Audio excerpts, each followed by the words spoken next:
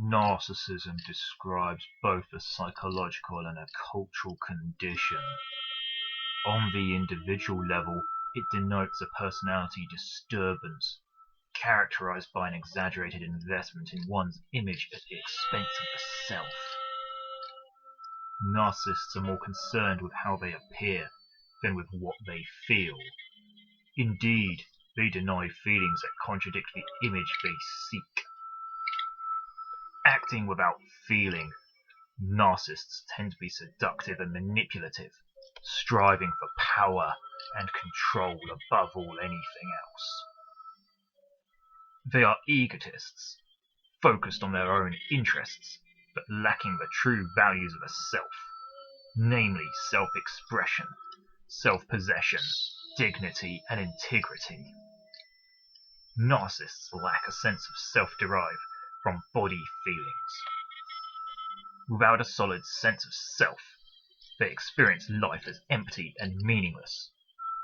It is truly a desolate state to be a narcissist. On the cultural level, narcissism can be seen in a loss of human values, in a lack of concern for the environment, for the quality of life, and for one's fellow human beings. A society that sacrifices the natural environment for profit and power betrays its insensitivity to human needs. The proliferation of material things becomes the measure of progress in living, and man is pitted against woman, worker against employer, individual against community. When wealth occupies a higher position than wisdom, when notoriety is admired more than dignity, when success is more important than self-respect, the culture itself overvalues image and must be regarded as narcissistic.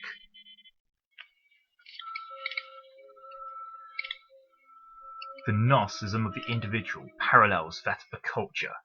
We shape our culture according to our image, and in turn we are shaped by that culture. Can we understand one without understanding the other? Can psychology ignore sociology, or vice versa? The neuroses of earlier times, represented by incapacitating guilts, anxieties, phobias, or obsessions, are not commonly seen today. Instead, more people who complain of depression, they describe a lack of feeling, an inner emptiness, a deep sense of frustration and unfulfillment. Many are quite successful in their work, which suggests a split between the way they perform in the world and what goes on inside of themselves. What seems rather strange is a relative absence of anxiety and guilt, despite the severity of the disturbance. This absence of anxiety and guilt, coupled with an absence of feeling, gives one an impression of unreality about these people.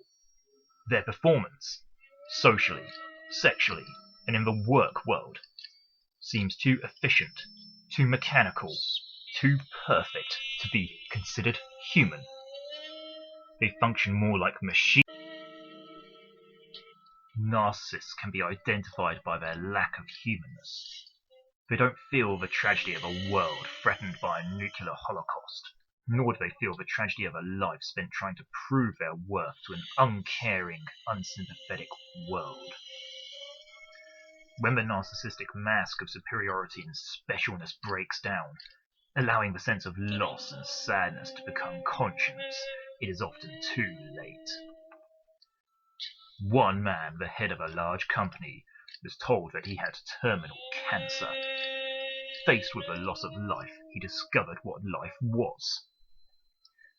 "I never saw flowers before," he explained, "nor the sunshine in the fields.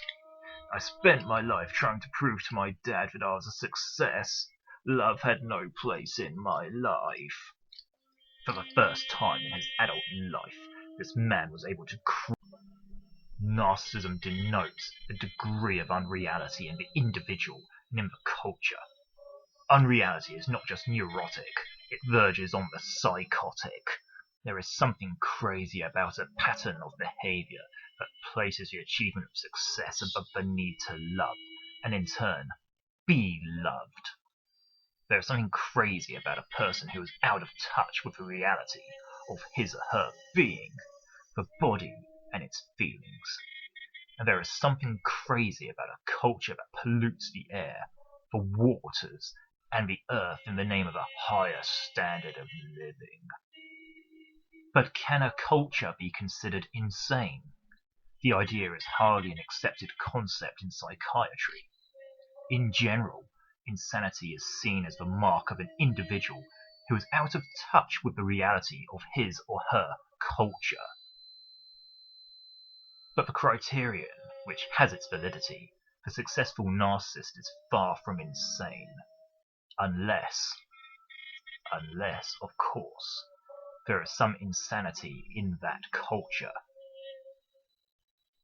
To understand the insanity that underlies narcissism, we need a broader, non-technical view of personality problems.